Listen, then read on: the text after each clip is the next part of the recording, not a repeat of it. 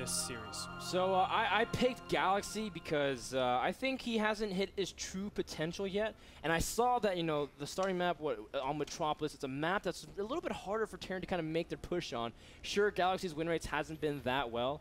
So I say because of that advantage, I picked Galaxy, but I still would love to see Carlo win this series. Yeah, I picked Cloud. It was actually a very tough pick for me. I think Galaxy definitely showed some great games against MC last season. But in general, you know, I feel like I've been going with my heart this whole time. I went with Zeneo, I went with Sen, and now I'm going with Cloud. All of which are, you know, Broodlord players or players that I've known for a very long time. And I think he's got what it takes, honestly, to overcome his opponent. I'm going with Cloud. 2-0. Boom. Bold prediction. 2-0. 2-0. Cloud predicting a one-sided series. Well, we'll see how one-sided it is. Let's introduce our players. Starting in the mid-left section, we have from Team Alternate Attacks, it is Cloud, the yellow Terran who is trying to just, you know, it's really tough because now it's to the point where you can't just be like a solid player at NASL. You have to excel to even stay in this league.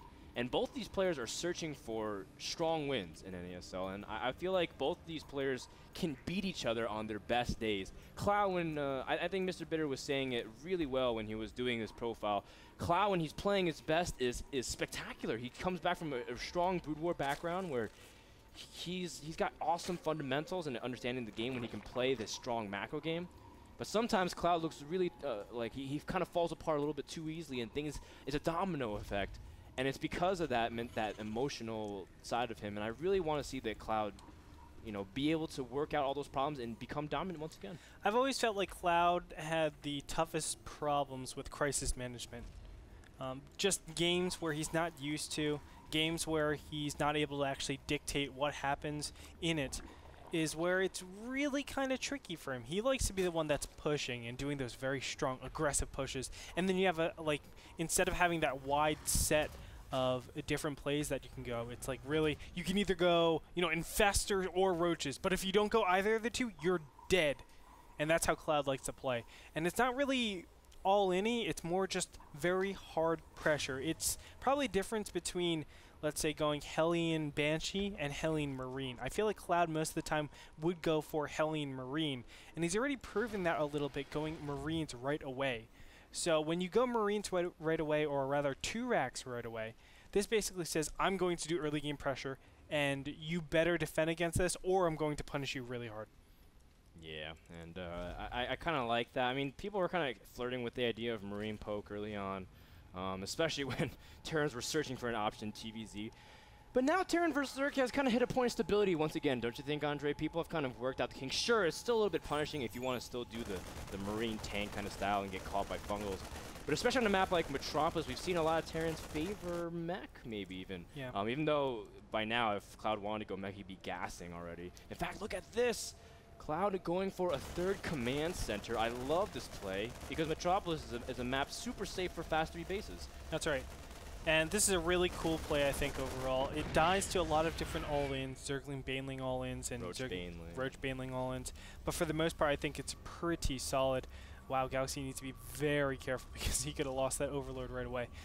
But yeah, I mean, it dies to a lot of all-ins, but honestly, who all-ins on Metropolis? That is a very long map to actually all-in. Although that could be part of the metagame, you could definitely see something like that. But still, when it comes down to it, Cloud will be able to put pressure on his opponent. He has the Marine count to do that. If his opponent tries to take a very fast 3rd base, boom, his Marines are right there to actually intercept that.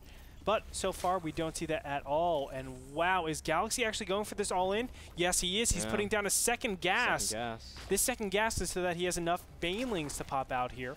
And just as I say, we don't really see all-ins that much. Galaxy's going to be actually showing that, yeah, you can all-in. This is going to be very difficult to stop.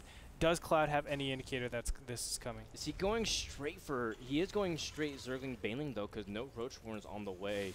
Oh, just kidding. He's just joining from this point on. Normally, you'd be adding a lot of Zerglings at this stage. Huh. Is he going to fake aggression, or maybe he's trying to do it defensively as well? Because it's at the 7-minute mark. If you see your opponents being passive, Zergs usually take their 3rd base, at least at this point in the game. That's right. What's going on here, Andre? It's kind of weird. I think he's trying to say, well, I'm going to do enough damage in the front, but normally you can't get up into the top. So he's trying to play it like macro directly after doing significant damage to the natural base. He's got full saturation. That's right. Yeah, I mean, Galaxy is looking really, really powerful economically. He can definitely take a third. So I think he's just saying, let me go ahead and transition after this. Of course, I think Galaxy could have actually played this out a little bit better. Look at this. Cloud is actually getting a second bunker. That's awesome.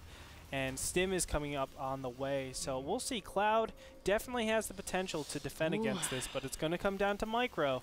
This is just like a reminiscent old school, like a 2-base Baneling attack without a lair. In fact, Galaxy is just making a horde of Zerglings, and let's see how many Banelings he's got over 16 Banelings that's going to be finishing at this point. Cloud got 2 bunkers and 3 barracks, about to finish up another additional reactor. Cloud also has his Marines out of position. He's attacking the backdoor destructible debris. He's not going to be in position. Andre! And he doesn't move the Marines out of the first one, and here we go. Looks like the Banelings will actually crash up on the... Whoa! Massive detonation. Cloud losing a huge chunk of supply. And there it is, GG. Ay, caramba. Ooh. Oh man, I would actually love to see a replay of that, just to see the mass chaos and destruction that came out of that last attack. Man, it's wow. Cloud had a way to actually defend against that, but no matter what, it's really difficult. You're going to lose a lot of SCVs. That's exactly right. I mean, you have triple orbital in a way. I mean, it was kind of what we were saying. Galaxy had a third of popping up and saying, like, from there, I'll see if I can do a lot of damage. As you guys can see, the instant replay. Oh God! Every He's trying to surround the tank to make sure to kind of buffer damage and form a little choke. Oh, I guess just one watch more it again. time. Watch it. Oh my God, this is brutal. And boom. And Tank was like, "Let's do this, YOLO!" and it just went out in a blaze of glory. Man, that was. That's right. You know, this is what I was talking about before. I mean, Cloud was actually preparing for a big timing push. He was getting siege tanks to his army, which normally says, I'm going to be pushing out off of, 3-4 tanks, something like that. Especially when you get it out so early, you need to make sure that they're actually doing something. So we can definitely see Cloud was actually preparing for something, but when he's actually having some damage inflicted upon him, his crisis management is normally the one that kills him. Well, game number 1 goes in swift, decisive fashion for Galaxy. Thank you so much to Epson, the people who provide projectors for NASL Season 4. You can check them out at epson.com. When we return in 1 minute, game number 2 between Galaxy and Cloud, let's find out what happens in the rest of the series. So hang tight, we'll be back in just a minute.